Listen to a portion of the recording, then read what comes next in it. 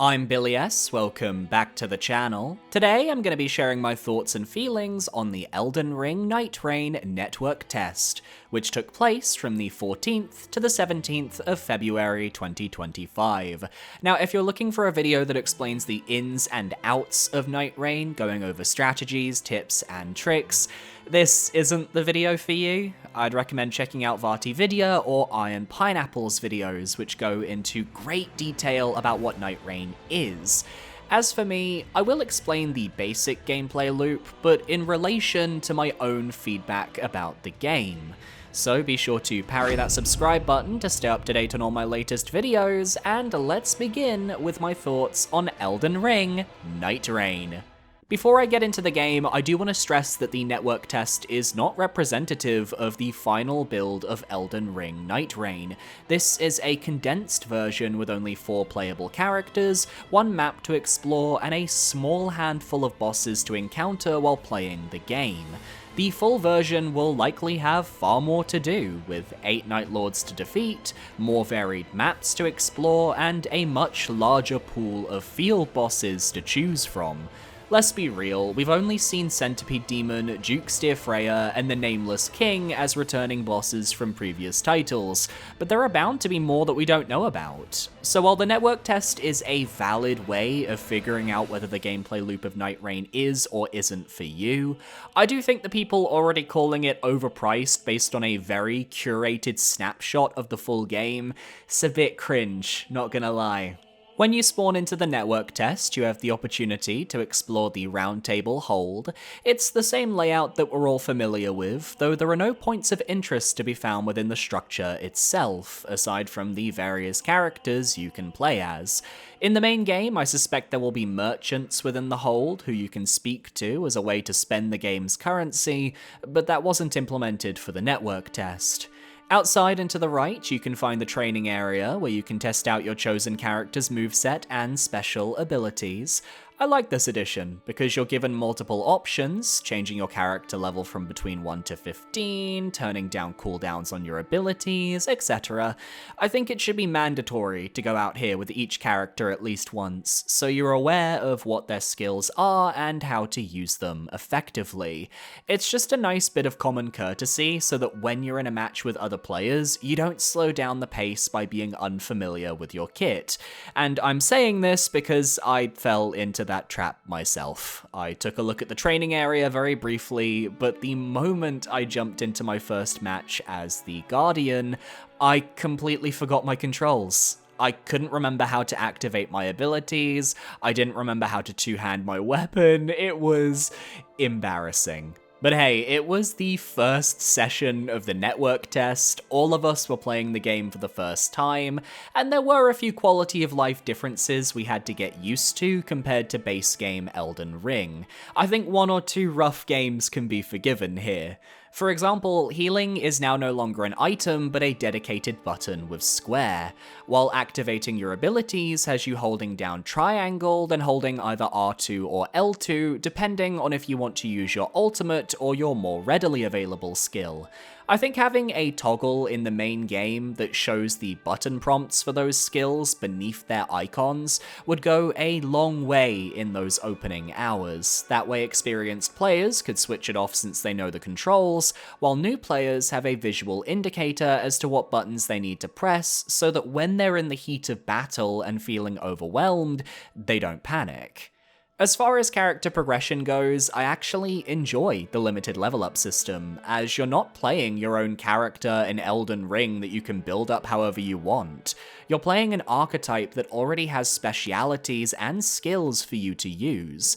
I liken it to picking a hero in Marvel Rivals. The player expression instead comes in the form of your equipment and your actions throughout the game. For example, we may all start each run the same way, but based on what weapons you find, what passives you unlock, what special abilities you get from defeating bosses, it all comes together to create a very unique version of your character. Now, certain abilities synergize well with specific characters. You'll often see the Duchess rocking bleed weapons due to her fast attack speed, alongside her restage ability that allows her to shred through boss health bars, assuming the Guardian is doing his job of drawing aggro. Now, admittedly, searching for the best equipment and min-maxing my character isn't something I enjoy. Part of that comes from the random nature of loot and how you're never guaranteed to find exactly what you want. Plus, I'm just not the best at understanding how a lot of these passive abilities work. I go into these games with a casual mindset. I just want to find a weapon that does big damage, buy a smithing stone from a merchant to upgrade it to the next rarity, while supplementing myself with various buffs obtained by defeating bosses or holding other armaments. That's my current strategy, though when the game releases and the meta evolves, I'll be more than happy to add a few tips and tricks to my arsenal. For example, I would love to find a more consistent way of getting smithing stone +2s and +3s without wasting so much time in the tunnels. It's the only place you can find them, yet they're still randomly dispersed based on the loot you find. I feel like as you don't have a lot of time to explore, the desire to go running into an area with no guaranteed reward just isn't worth the risk. Maybe putting a boss down in the tunnels to encourage players to go down there would be a nice way to change that, because right now they do not feel fun to explore. The overworld areas are much better, despite the fact the map stayed static during the network test, with all of the features being in the same place and all of the field bosses appearing in the same locations each run. There is a random element to it all. Sometimes a dragon will be in the lower lake, sometimes it'll be a hippo instead. You could run into a Carian royal knight in the woods. I suspect the main game will expand the pool of bosses that can appear in the field, but I liked the picks they went with here. You'll almost always find either a boss or a series of enemies with a boss health bar at various camps, ruins, and keeps dotted around the landscape.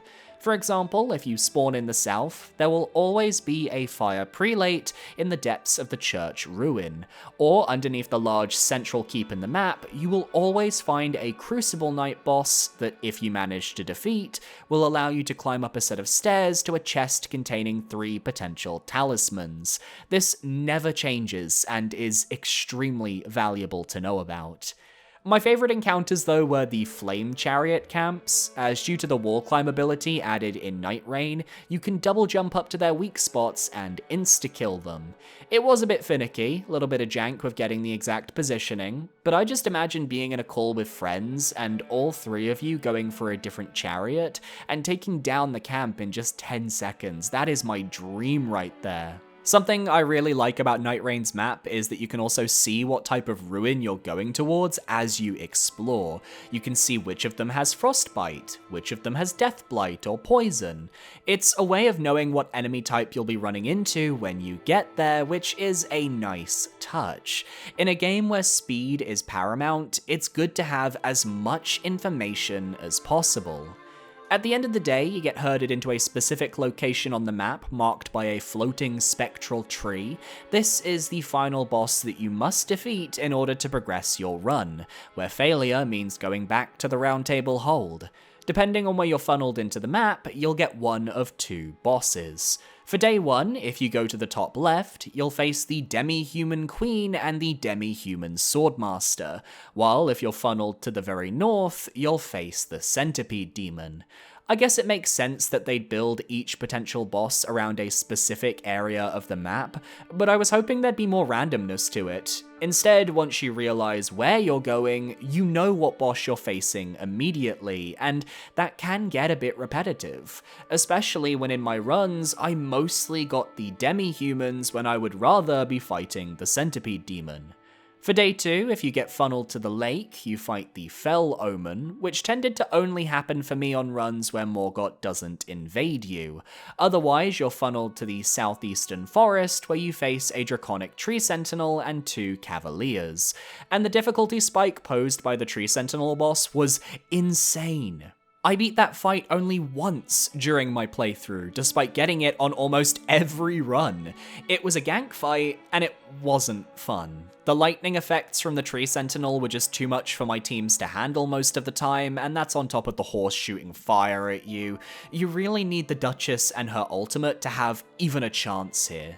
Everything else felt balanced, but it's no shock that the bosses I preferred on each day were the ones that weren't gank fights. You can also get invaded by Morgott during day 2. This didn't always happen, but when it did, we were almost always in a boss fight with something else, leading to some absolutely crazy shenanigans. I didn't actually realize how Morgott's invasions worked until my last match I recorded as the Recluse, because prior to that I was always the one taking Morgott's aggro. What I didn't know at the time is that when he spawns in, he specifically chooses one player to go after. That player is marked and he will follow you until either he dies or you die. So the marked player needs to realize that they're marked, find a nearby site of grace for easy healing, and then allow their teammates to do what they need to do to finish Morgott off quickly. This is important, as killing him gets you a special buff, while dying to him gets you a debuff that forces you to take more damage. You can also get these special buffs from exploring. There's a dark orb that will sometimes appear that spits out ants, and if you kill them all, you get a buff. In my case, to my ultimate charge. It felt very good as the Guardian, destroying all of them in a match in one fell swoop. I'm hoping in the main game we get more variance with how your game can be interrupted. I would love to see a Pursuer as an invasion type boss with a revamped moveset to compensate. One funny story actually happened in my last Recluse game. Our Wilder was the one targeted by Morgott, but instead of coming to us for help, he decided to run into the rain and spend the entire day 2 just dodging Morgott while zipping between sites of grace. Meanwhile, the Guardian and I are actually preparing for the upcoming boss fight, visiting the churches to get our healing flasks, and I just want to know what that Wilder was thinking. Was he trying to lead Morgott away? Was he just panicked and didn't know what to do? I just found it fascinating that his first instinct was to run outside of the circle of rain and not come to his teammates for help. This went on until we got to the day 2 boss, where he eventually died while we were killing the pre-boss minions, and you know what? You just have to laugh. You just have to laugh. If you're lucky enough to survive day 2, you immediately get the opportunity to move on to day 3, where you face your chosen Night Lord. In this case, Gladius, Beast of Night, a Cerberus who whips around a giant sword with chains attached to his body. This is a really cool cinematic battle, not actually that hard though. His melee combos felt relatively tame, the sword attacks, while they did hit me, had very clear dodge timings, and even when he splits into 3 smaller forms, if you've got a team of 3, one player can take a wolf each and you can continue damaging him. The Tree Sentinel boss was way harder than this, it wasn't even close. But I'm also okay with the first Night Lord being an easy experience. In roguelikes, you don't want to beat down your player to the point where they never feel like they're making progress. You have to give them little concessions to make them want to keep playing. So by making Gladius fairly easy by Elden Ring standards, you're giving the player a little thumbs up. I fully expect that by the final Night Lord, we will be dealing with some truly difficult stuff. I've got faith in that FromSoft difficulty curve. I beat Gladius twice during my time with the network test. The first was in a team of 2, as our Wilder disconnected before we dropped into Limveld. What this meant, I believe, was that the Duchess and I got to experience 2-player difficulty scaling. We went around the map, had a great time taking out camps, fighting field bosses, and just doing the laps as we went. We also got lucky with the Centipede Demon and the Fell Omen being our chosen boss fights for day 1 and day 2, which I suspect might actually be because we weren't a team of 3. The game might have seen that only 2 players existed, and they didn't want to throw us into gank fights with the demi-humans or the cavaliers, so they picked the other boss options as a way of balance scaling. That's my running conspiracy theory. If anyone who played the network test can corroborate this suspicion of mine, let me know, as I'd love to hear other experiences from people who got the Fell Omen boss and the Centipede Demon boss. The second time we won was my first match as the Duchess, and this was the one time we defeated the Draconic Tree Sentinel gank. Not to say it was easy, it really wasn't, but using my ultimate to take out the first cavalryman by stealthing my team was just a really good choice. The main reason people lose this fight is because they ignore the Draconic Tree Sentinel so much that he just decides to target a random player, often your squishies like the Duchess and the Recluse. You really need a good Wilder or Guardian who can hold their own and keep that aggro so that the DPS can melt down the adds, and then once the Tree Sentinel is alone, the fight should get a lot easier. Fighting Gladius at the end of this run with a full team of 3 felt insane. Using Restage anytime the Wilder popped his ultimate so he could do a ton of damage, it never got old. I can see why she's a fan favorite. She's so much fun to play, and her abilities are so powerful at shifting the tide of battle, it's no wonder I won my first match with her. If I'm ranking the characters so far based on how much fun I had, I think it goes the Duchess, then the Guardian, then the Recluse, and lastly, the Wilder. The Guardian is a traditional tank, but I really like his design and his skills. He's good at knocking shielded enemies into the air, and his ultimate allows him to become his own shield for your team. It's really cool. And I just really want to play as a bird in the next FromSoft mainline game. Come on, you know you want to. Recluse has so much depth to her that I'm honestly quite intimidated, and I think I'm happy to let other people figure out her meta first before I jump in on her.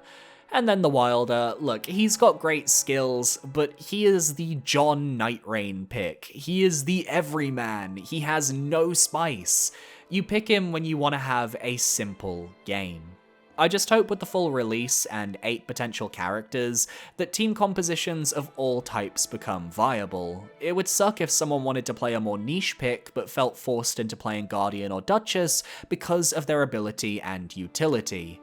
I'm still not sure yet whether that'll be an issue, but it says a lot that the Recluse was never in one of my winning teams. Nightreign is shaping up to be an interesting experiment for FromSoftware. I don't think the gameplay is going to be as deep as a Hades or a Binding of Isaac or an Enter the Gungeon, as you can only go so far with passive buffs. I wish they'd lean more into the skills that launch frost around you when you start a sprint, or have madness shoot from the sky while you lore walk. Those are so much fun. But I do think Nightreign is going to excel at replayability. For example, trying to beat all 8 Night Lords with all the viable characters. It's like trying to beat a game of Balatro with every type of deck, only here we're going to be given backstory for the Nightfarers as we play. You unlock relics that you can equip to your characters, each with their own different colours. I believe in the main game we'll actually be able to change these colours so you can mix and match relics with a bit more freedom, but some of these can really change your early game and give you a big leg up in future runs. And Nightreign being multiplayer is perfect for those of you who have friends that want to get into it, because you could, theoretically, play the entire game, experience all the bosses, and yet the moment you get a friend who has never played Nightreign before, you experience it all over again, but through their eyes and perspective. In the same way that my partner and I get a lot of enjoyment out of making each other play our favourite games, or in the same way you feel when you're watching someone let's play your favourite game, it's the same energy. There will always be a friend you can help out, and those are the moments you're likely to remember when you think back on Nightreign. Unless you play solo, of course, in which case, hey, it's just another Souls game for you then. For me, that's honestly okay. I replay this series so often that Nightreign likely will slot into that placement just the same. But this isn't a game for everyone, and you shouldn't force yourself to enjoy Nightreign just because you enjoyed Elden Ring, or because your favourite Souls YouTuber said they had fun with it. I say this because I suspect a lot of people will play Nightreign, realize the gameplay isn't their cup of tea, as roguelikes are often much harder to sell to a general audience, but will instead infer that the game must be bad because they didn't enjoy it. Of course, that remains to be seen, but I have already spotted a few Reddit posts echoing that sentiment, and I'd just like to remind my viewers that it's okay to dislike something while recognizing that it's not a bad product, it's just not for you. And also, it's a tiny snippet of a much larger game, and I think we should just wait for release before making snap judgments. For my final thoughts, I liked Elden Ring Nightreign. I think I'd love it if I were playing with friends, something that sadly won't be happening as there's no cross-platform support and I'm the only one in my friend group to own a PS5. It happens. I'd play on PC, but honestly, the poor thing needs to be upgraded and I'm not really into buying PC games right now until that upgrade has happened. It's also worth noting I'm not that concerned about whether the game hooks me long term, because I already have enough games to play and enough work on this channel that I don't need a title that sucks in my souls for hundreds of hours right now. I'm honestly looking forward to the smaller scope of Nightreign. I think we need more games like this. Whether I truly come to appreciate the game will fully be down to how much we haven't actually seen yet though. How many other map types are there? Will there be a fresh variety of mobs to fight? Will each map have its own pool of bosses to distinguish themselves from one another? How will the last 4 characters we haven't had access to play like? We won't know that until May 30th. So did you enjoy the network test? Let me know down below and tell me what boss are you hoping that they bring back from a previous title into Nightreign. Keep in mind that Bloodborne and Demon's Souls are Sony properties, so we likely will only be seeing bosses from Dark Souls 1, 2, and 3. And be sure to parry that subscribe button so you stay up to date on all my future videos. I would love to have you here. And hopefully in May/June, we will get into some fun Nightreign content. I want to give a shout out to my YouTube channel members for supporting me for another month. You guys are amazing. Thank you so much. If you guys want to support me as well, it is $4.99. It gets you early access to future videos, and it gets you a special Dark Souls 3 Soul Level 1 playthrough, only accessible to my members. So, thanks for watching. Follow me on Blue Sky if you're interested, and I'll see you next time. Adios.